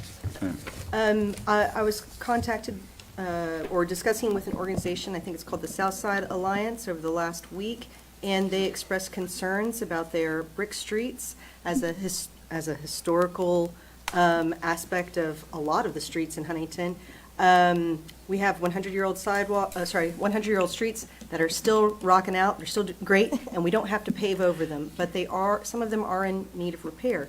It's interesting, back in 2020, I contacted our Public Works Director. I think I got an estimate for the cost per square foot to repair a brick sidewalk. That means just leveling it out, where we have the really bumpy ones that are bad to drive over, was somewhere like $10 a square foot, which is expensive, but it would have a return of, an ROI, a return on the investment, after somewhere between 4 and 6 years, which would put it outside a mayor's typical administration term, but would recoup savings for the city because we would no longer have to pave year over year for it. So I'm going to guess that brick street repair is not included in this budget that we're looking at right now in Public Works. This is just for asphalt street repair.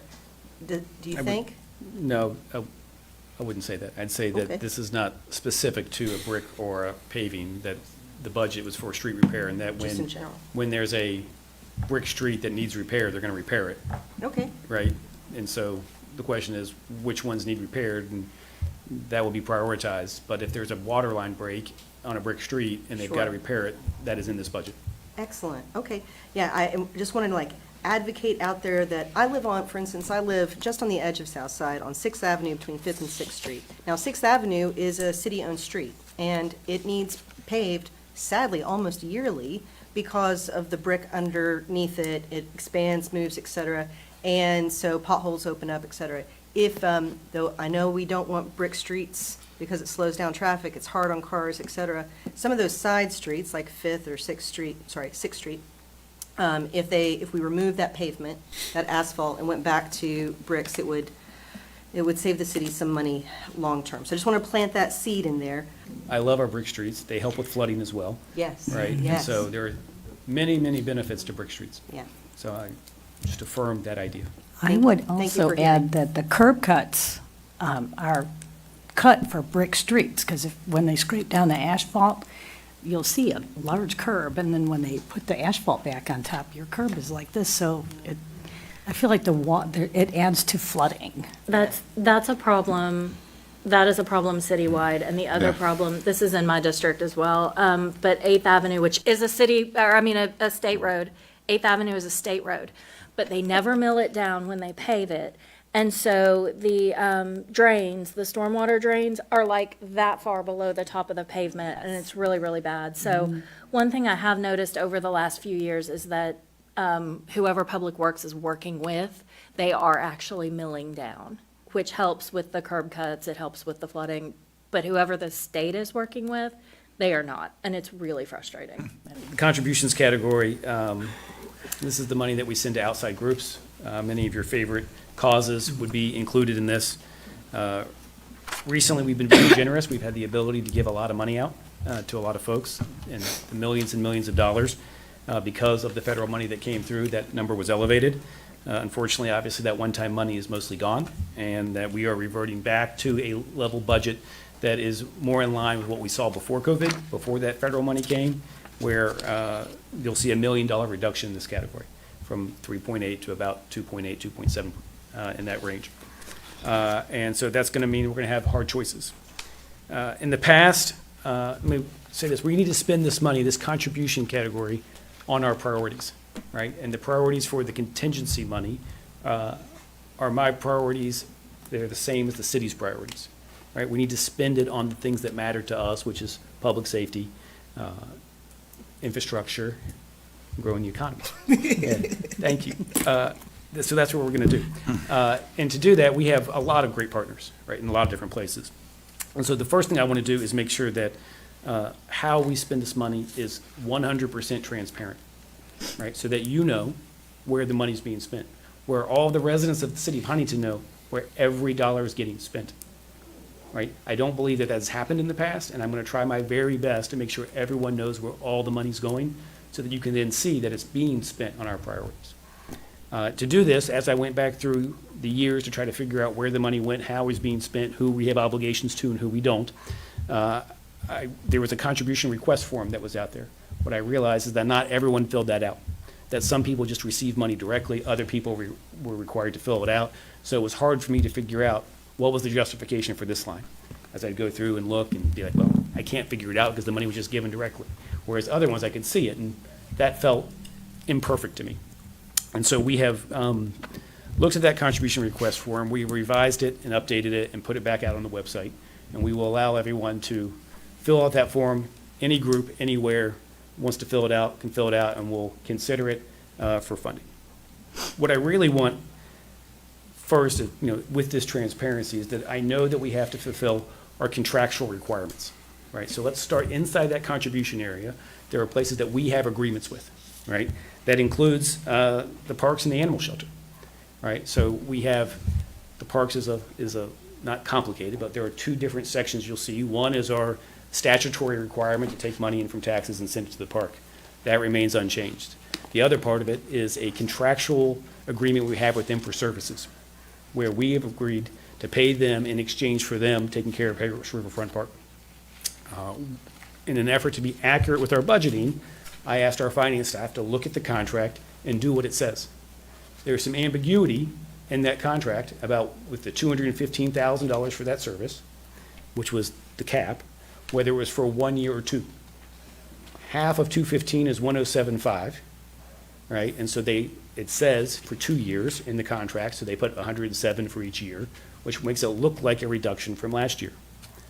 All of that to say, I've talked to the director of the park board, and what we want is to honor our commitment, to have them continue to take care of Harris Riverfront Park, and that what they bill us for the work that they do. If they don't bill up to 215, we don't pay them for that. We pay them for what they do, and we will continue to pay them for what they do.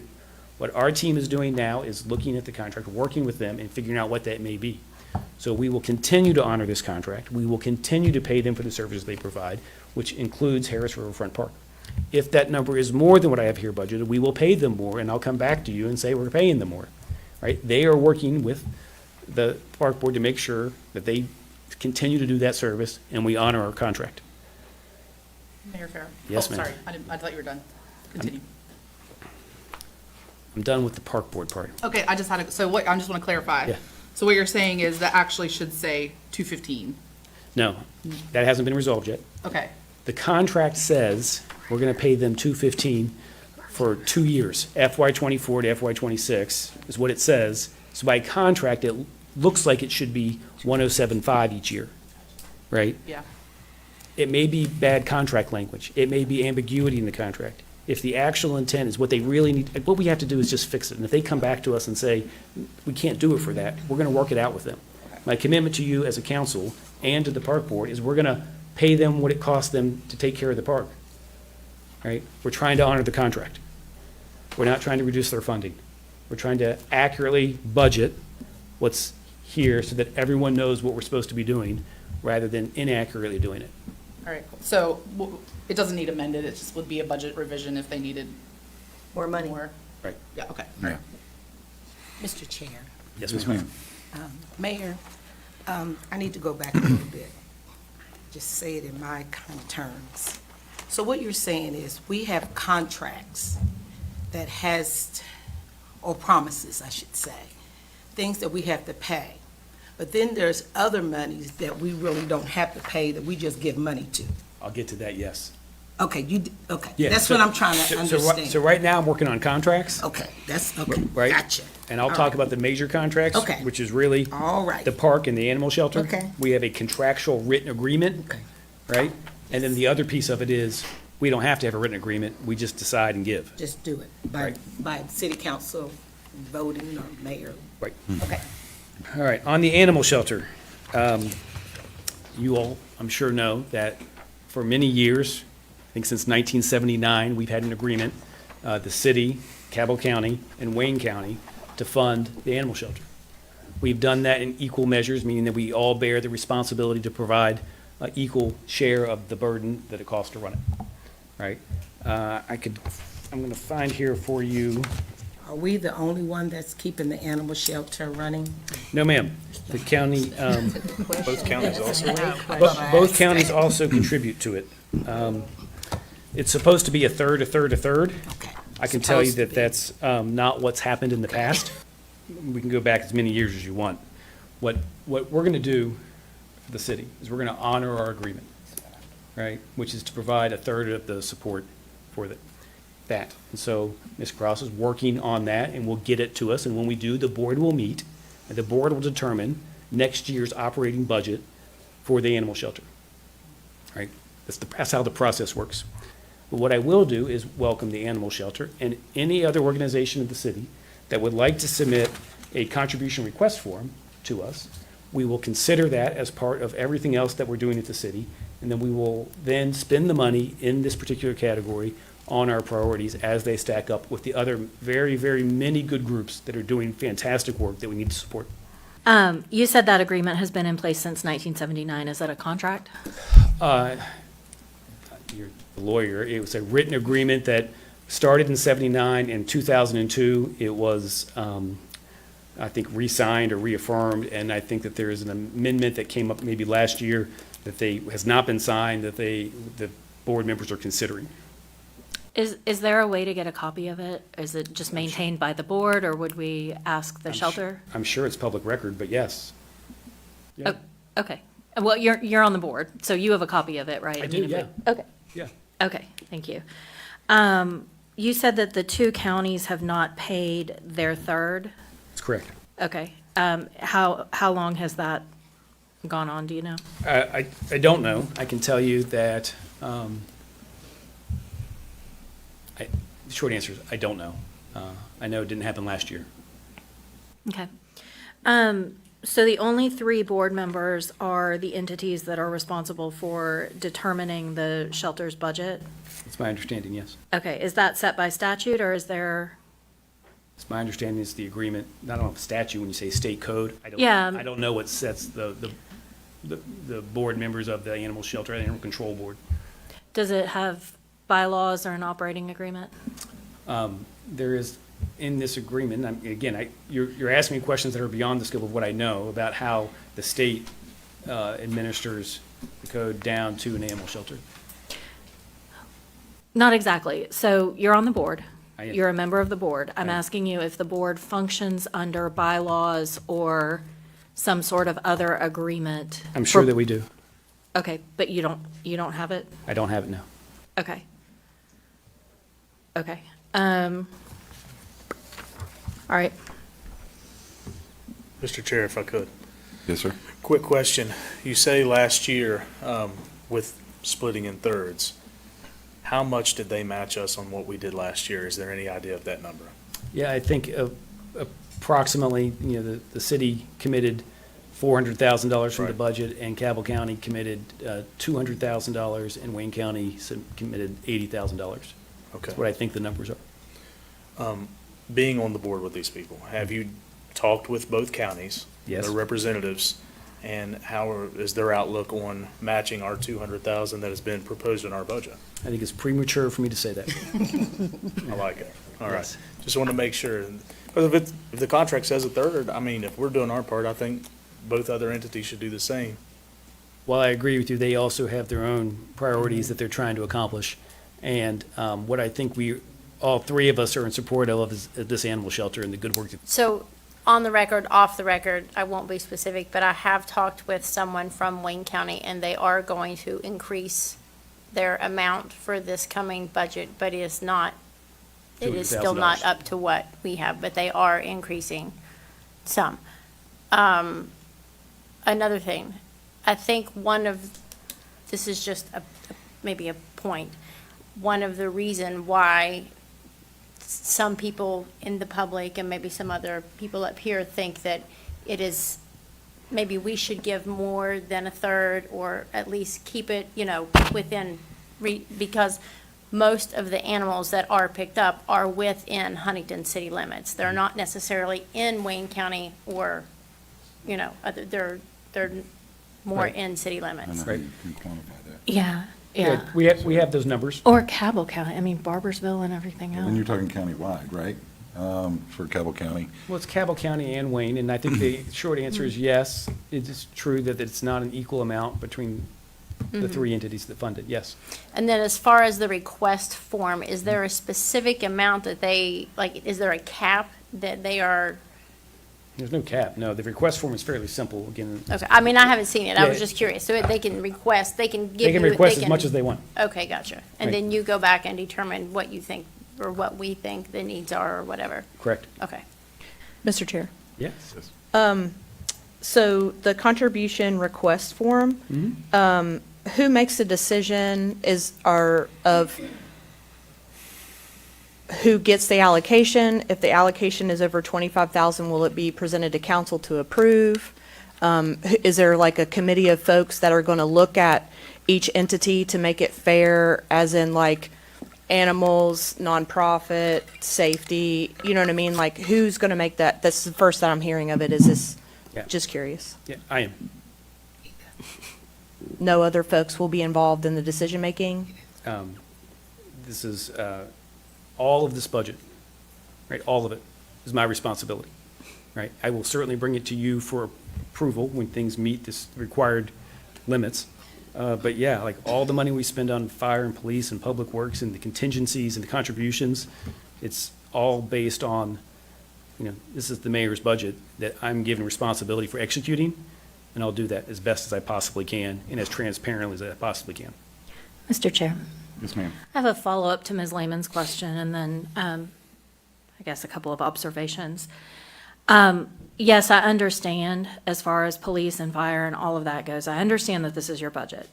But I think Ms. Lehman's question, and mine is too, is that when community groups fill out these applications for consideration, who will look at the applications and decide which, if any, are funded or come before council? Only you? There won't be a committee or anyone to give input on that? I will take input from everybody, as we have with all the things that we spend money on, yes. There's not going to be a committee, because my responsibility is to spend this money, and I will do it in accordance with my priorities or the city's priorities. And what we're going to do, what we've said we're going to do is spend it on public safety, infrastructure, and growing jobs. How will people know what they should provide input on? Will you give us a list of the requests that have been submitted? Will that be available somewhere? This will all be public information. I'll show you all the request forms that come in. Like, none of this, I'm not trying to do this behind closed doors. I'm not picking winners and losers in terms of, I'm going to favor this charity and not tell you. I'm going to make this as transparent as I possibly can so that you know where every dime gets spent. And that hasn't been done in the past, and I want everyone to know where all of our money is going, and I want people to see, I want the residents to see that what we're spending it on are things that support the priorities that we've stated. How will we and the residents be informed as to what applications have been submitted? We can talk about how to do that, but I'm telling you, I'll share with you all the contribution forms. Okay, but are we going to get a list every month? Are we going to get copies of the forms? We haven't gotten that far. I'd be How happy to about, entertain how you want to do can it. I make a Well, reference here? I mean, not to interrupt, but maybe like because I totally appreciate your transparency. I think that you've done a phenomenal job being transparent from day one.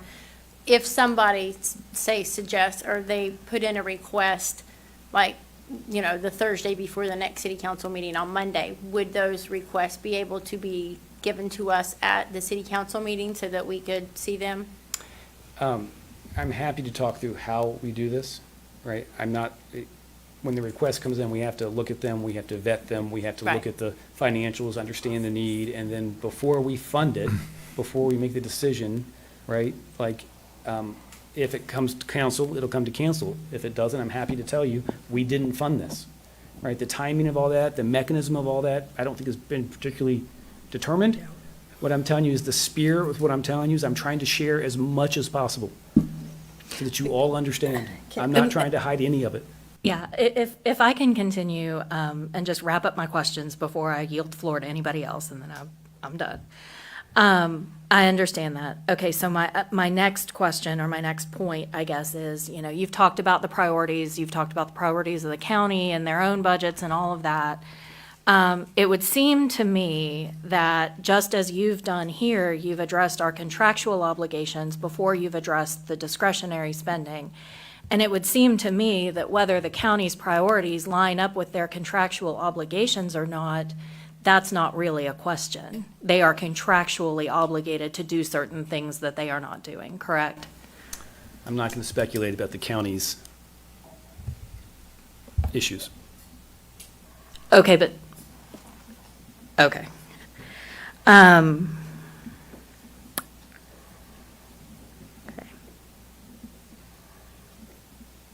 I think that's it. I mean, Chair? essentially, this is a city budget. We can't get you to necessarily speak on the county, and I understand that. And I will say, I back the animal shelter more than just about anybody. My animals are from there. But I think that this budget speaks very clearly about, as a city, that the most important things are public safety at this point. So we have to look at this in a way that it shows that we're doing what the people overall need. And then we can go back and do other things with these monetary issues. So, and so then as the, sitting on the board, you get to see all of the contributions that come in from the other municipalities, and then yourself, and also the Wayne County Commissioner and the Cabell County Commissioner. You can call up the other municipalities and say, hey, Chris Tatum, would you like to give us some more money because we need it to operate? That's the kind of stuff that you, sitting on the board will do to advocate for the continued operation and successful operation of the animal shelter. That's what I'm hearing you say. Yeah, the board's obligated Yeah. to make sure the animal shelter continues in business, and we'll do what we can to understand the operating expenses and ensure that they have the revenue they need to do their mission. Yeah, and what will be, except it's a new form. I'm just saying in You see, I regards am- to the mechanism that Sarah Walling was referring to, is that there hasn't, as far as I'm aware, been a mechanism to alert us. And I do think Ms. Hawley's idea was an excellent idea, and I appreciate your willingness to be, to give us a mechanism and discuss it at a later time. So to your point of being transparent, working on a mechanism and understanding this, it's going a step further than it ever has. Yeah, and So I commend you for that. That's good. Just We fabulous. need that. Yeah. Yeah, what's going to be new is that everyone that gets a contribution is going to fill out a form. What is going on in the Cook School is absolutely amazing. They are working with our technical schools. They have a vet tech program that is going on in there. They are spaying and neutering the animals on site. They're providing veterinary care on site. They're giving a practical component to trade school training that has not existed here before. And so it is enabling people to hone those skills and stay in our community and put money back into the community and pay tuition on our community higher institutions. And so I just want to say that the animal shelter is not just a place to keep animals until they find a home. It is a training and economic development driver. But it's like everything we've done, and I speak to different people, they're talking about what we gave them, whether it's the $100,000 ARPA money. We cannot promise something we don't have. That's what, I think that's Yep. my point. And what we do, we become liars. And we take money from things I could say a whole list of things I think we gave too that we shouldn't have. Once you give money away, it's gone. It does kind of trouble me that we've started all these people in different agencies, and we've been giving them so much money, and they have been running their businesses according to the money that we have given them, not, I call it factual money. That was ARPA money, and it hurts. So we look like we're stripping money from them, when actually it was a one-time, and it's so sad because people, it's just like, and I'm gonna say this real quick, it's just like people that got checks because I didn't get any money, but businesses that had money, they were able to build, to increase their different businesses. And then when that money is gone, then trying to keep that afloat is almost impossible. Mr. Chair, I think it bears a little clarification that this is when you say it's a flat budget, it's flat from last year, right? It's flat from last year. So we have the same amount of money that we had last year. Agreed. It's just allocated differently. We are talking about money that is going to help to increase the economy and drive development. We are taking money out of that and we are putting it into something that may never happen and is not based on, I mean, we don't know the average monthly jail bill. We don't know what we're paying right now. We don't know what we might be able to expect that to be. And so it is never going to sit well with me to take money from economic development and put it into line items just because, why not? It's 11, 12 people here, and we're all going to agree on some and disagree on others. What you might think is important, I might not think is important, but that's the reason why we come together. Sure. You make good points. You really, really make good points. And so what we do, we talk about it. You know, animals is not the top of my priority, but I know it's very important. So I can't cancel that because I think it's not a priority for me. So I do understand. I do understand that we are not all going to agree. And each district has a different need. Absolutely. None of them are the same. The last thing Fairfield need to worry about is dog and cat when we can't hardly feed anybody. You get what I'm saying? And so my point is, we all are different. She makes very, very good points, and I will never counsel her, but I think a lot of times things need to come together. Let's think on that. Is what we're doing going to make sense? And it's just not paper. And I understand what the mayor is talking about. This is budget. Budget can change. But she has a right to say, well, I don't see it like that. I don't see it like that. So we all are going to have a different need for our district. You know, I just want to say that. We all just going to see things different. That's the reason why you have this many people. It's a note on the discretionary part, so everyone's going to have a chance to fill this out. So Okay. the type of organizations I expect to fill it out would be like the Cabell County Library. That we will continue our fantastic partnership with the Cabell County Library as they continue to support the priorities of the city. And so somebody, I forget who asked about microgrants, maybe it was Ms. Lehman.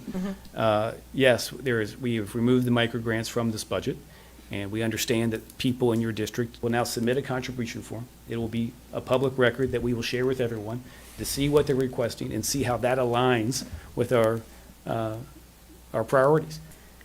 I have, Chair, because you mentioned the libraries, do we have a contractual obligation to give money to the libraries under the contributions? We don't. Oh, we don't. And so, libraries are super important. We all love our libraries. Libraries are super important. We all love our libraries. Right. So it's true, it's true. So is there, but the overall contributions budget line is down $1 million. Everything's allocated. So where is the space for someone like the library, or which line item under contributions would an entity apply for funding and potentially get it like the libraries? That's Like, There is. it would normally go under 5680-101, other contributions, transfers, but there's nothing there. Yeah, so the total budget is $2.764 million. Yes, but everything's allocated out. Yes. Yeah, it's not all allocated out, is what I'm Oh, telling you. oh, okay. Right, that number is a placeholder for how we're gonna spend it. But I don't know particularly, but Okay. it would go in this budget in In contributions. In contributions. What I can tell you is we've met twice, Yeah, right? In her office once and in my office once. All right. We've talked lots about what she needs and how the city might be able to support their mission and how they can support our mission, right? That's the kind of thing that I think that everybody that wants money should think about how can we have a mutually beneficial relationship where they support the city's priorities and the city supports theirs, and we move forward together. That's why we give contributions. Question. In December, council approved an allocation to information and referral. Has that allocation been written and received by the library?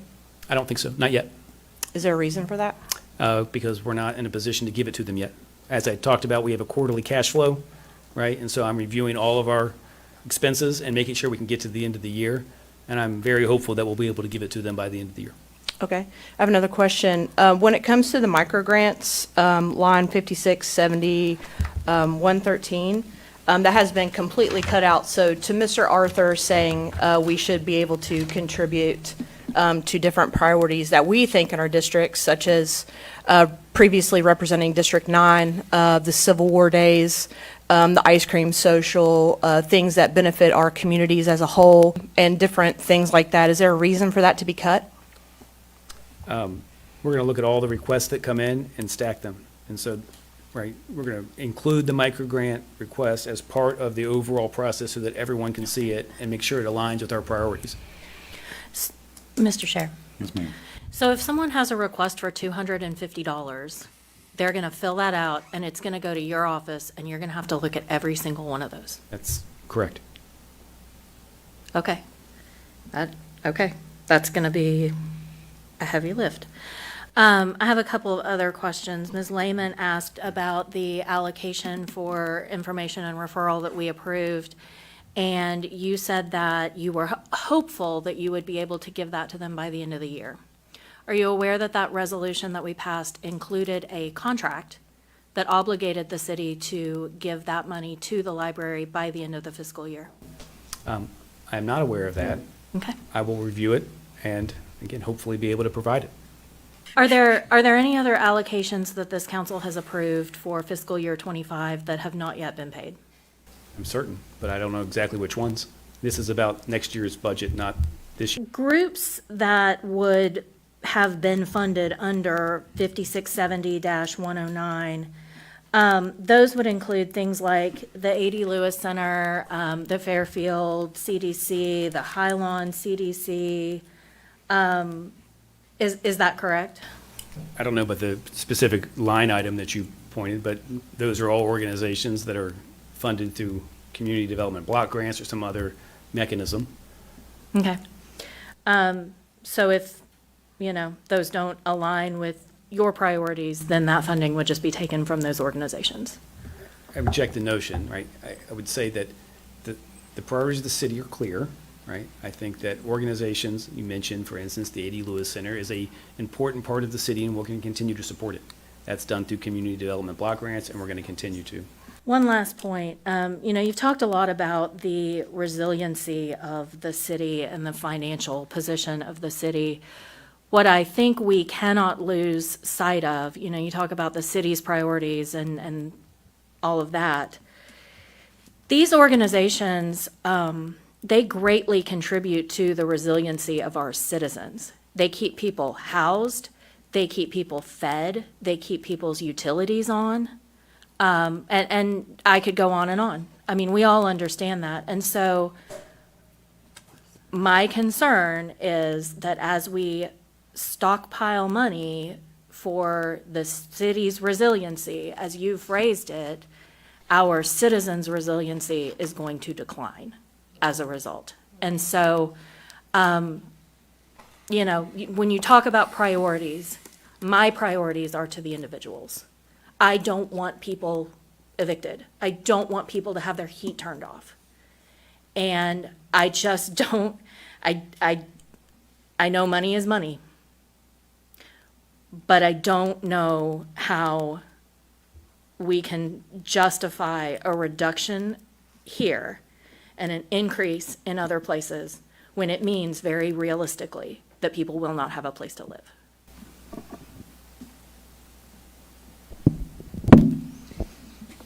Chair, if I may, another point, speaking about the current fiscal year, you mentioned that the funding, say, to the library's information referral that Walling just referenced, which is under contract. So if we have a contract and we don't fulfill that contract, in theory, that entity could take legal action against the city, right?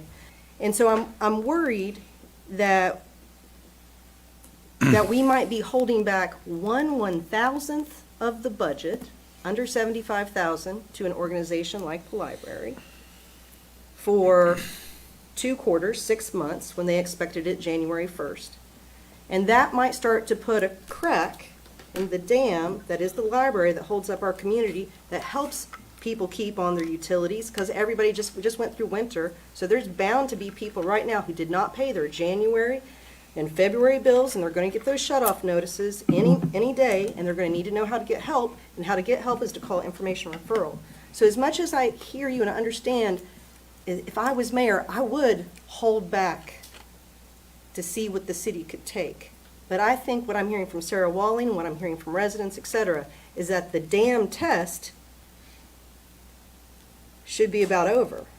Can we establish, first of all, that 3 hours is not enough for this event? I know I want to try to keep this on, but I have a comment. One thing, and I'm not going to haggle over microgrants or be argumentative about it at all, because it's literally like 0.08% of the budget. However, just one thing for everyone to keep in mind, to Sarah and Tia's points a little bit, is we obviously have a substance use disorder problem in our community, right?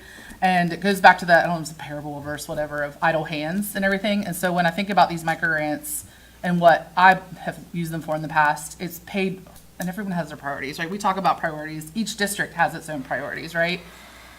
A lot of mine, maybe because I'm a parent or whatever, but I focus on kids because a third of our community lives in poverty. 48% are in the ALICE, so working poor income, meaning they get to the end of their paycheck and they can barely put gas in their tank.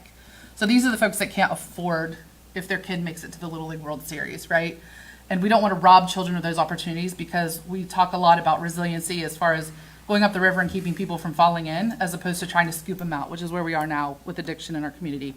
We're trying to scoop people out. So just something to put in people's minds. I think of some of these funds as being preventative in nature, and I don't want us to lose sight of that, because we have a lot of bad cycles in our community to break. On to transfers, you can see that the first top line is about the G&D Public Safety Building. That's bond debt that's been retired. And so that's why that has been out. And then there's obviously not an election this cycle, so the $50,000 comes from that. On page 2, you'll see the sanitation and trash. This is the contribution or the amount that the city pays for due from for $400,000 to support it, because the revenue that comes in doesn't cover the expense, and so that gets transferred. On to line 5680-009, the other contributions, that is for the arena bond debt that's been retired. And so anyways, all of those numbers changed because they're transfers inside the company. Yeah, the contingencies is the fund where, after all the budgeting for all the departments, the remaining funds are held. A state revision, it's important to say a state revision is required to reallocate those to other departments. We want to use it to build resiliency. Also, if there's things that come up that we didn't expect, this is where it would come from. So as we have needs for the city, you'll see it here. Is this the account we have a percentage that we can't have more than a certain percentage held, or is that the? I don't know if it's in this account or others, but there is certainly an amount that. Yeah, so it's not like we can. Hoard money, right? We're not, yes.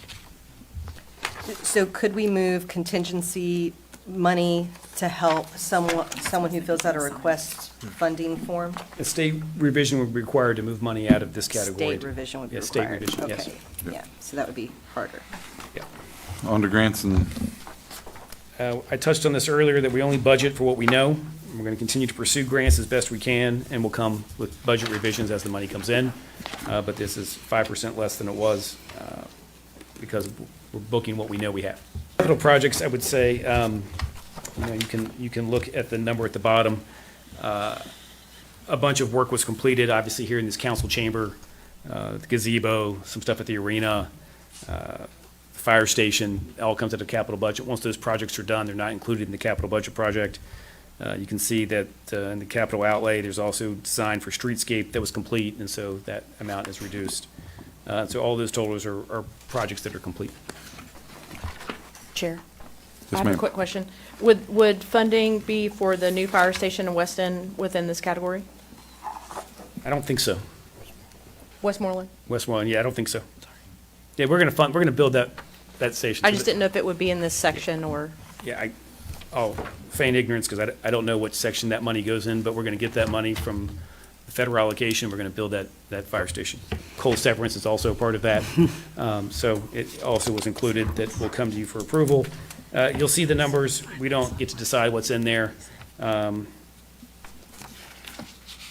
what our coal severance budget will be next year. It's essentially the same.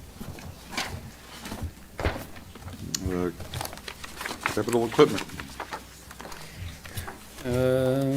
Sanitation and trash. Yep, sanitation and trash. The numbers that you'll see that are reduced on the Sorry. pickup fees and the refuse fees, obviously, there's been limits that we imposed, the council imposed, and those are reflected in there. And then the last line you'll see there is the contributions, or the 400,000 or the due to, but we get, one's due to, one's due from, because that account is not able to maintain enough revenue to support its expenses. The capital improvement plan, as I've said before, this is a projection to the future. It's a requirement that we look out to 2030. I would say that these projects are hopeful, not all planned. We have them in here like any capital project thing. It's sometimes a wish list of things that we would like to do if we had a bunch of money. We'll fund things. This is not a priority list. It's just the things that are on there, and we will, as we decide to fund them, come back to you. The rest of the ones in here, I believe, are all part of various budgets from other boards that we've included as the charter asked us to. One is the Huntington Municipal Parking Board, which is just a draft because we still don't have a permanent parking director. You'll see that the Marshall Health Arena is in there. I talked to you before about my dissatisfaction with the performance of that, and I have met with the management team on a couple of occasions to try to improve our performance so that we do not continue to exceed the amount that's been allocated. Safety Town's budget's flat, and HMDA's budget is in there for you to review, which is managed separately from this. But you have it for review, and we can answer questions about it later. When we talk about days cash on hand, would we say we have like 30-ish right now, and we're trying to get to 60? Ultimate goal, like 90? No, the No? ultimate goal is Okay. $11 million. Are we 60. able to factor in our assets of that? So city-owned property, are we able to factor that in at all to say, like, if the, you know what, completely hits the fan, we have these assets? Does that come into play at all? Interesting. No. Okay, gotcha. Mr. Chair, Yes, ma'am. I didn't know really where to ask about this, maybe planning and development, but, I think you and I and Ms. Burns and I and some other folks have talked about the land bank. You said that we can't demolish ourselves to prosperity, and I agree 100% with that. I would really, really like to see consideration given to getting the land bank back up and functioning. I said this last year during the budget session. Charleston is doing really incredible things to incentivize home building and development. There's no reason that we couldn't do the same. I would really like to see that be a priority, because I think that's safety, I think that's economic development, I think that's lots of things. It's in the infrastructure, right? I agree with you that in our priorities of infrastructure, there's two things. There's flooding and there's housing, and that's exactly right. I wholeheartedly agree with you. Okay. Mr. Chair? Yes, ma'am. For the CDBG, I can never say that Say it correctly. 3 times real fast. The budget that we have is for 2024. Is there a new budget? I mean, this has the 80 Lewis operating fund and other budgets in it. Do we have a new one of that? Doesn't come out till. Until later, March, the- April. yeah. Okay, We'll get our allocation then. okay. And then I will just tell you, the public and everyone, historically, it's been decreased a little bit. It's chipped away every single year. So, and there are rules and priorities around that. So much has to goes to the administration's cap. There are rules that go around that CDBG money, how it's allocated. Only certain districts in our area are able to receive that funding. So there are things around that, and we'll get more into that when the allocation comes out. And if Mr. Lemley is still here, he's probably one of the best to hit questions about CDBG. So. Chair, I have a question. So I know that we went through things fast because we're over 12 o'clock, but we really just flew over HMDA, the Huntington Municipal Development Authority, and it has a almost $20 million budget, but it seems like it's operating now at a loss. And so I feel like $20 million is something we should all talk about, and versus, I think the public should also know more about it. Can you tell me about the money that's going on there and Yeah, I'm not prepared to talk about HMDA's budget. This is about general revenue and the coal severance. I'm happy to entertain whatever you guys want to understand what's going on in HMDA. It is obviously a part of the city, but I'm not prepared to answer any questions about it today. what is your influence over HMDA? So the public and our new council people can I understand. think I'm on their board, Okay. right? Are there any projects that they're looking to invest in? There's a bunch, HMDA is doing amazing work all across the city, right? And again, not prepared to answer specific questions about it, but HMDA is the part of the city that we use to buy land, sell land. It's part of the ACF development, it's part of the Northcott development, it's part of the Innovation District. Like, they are working hard on lots of things that transfers land in and out and working with developers, the development agency part, to grow the city. And if there is nothing else, I'll entertain a motion to adjourn. So moved.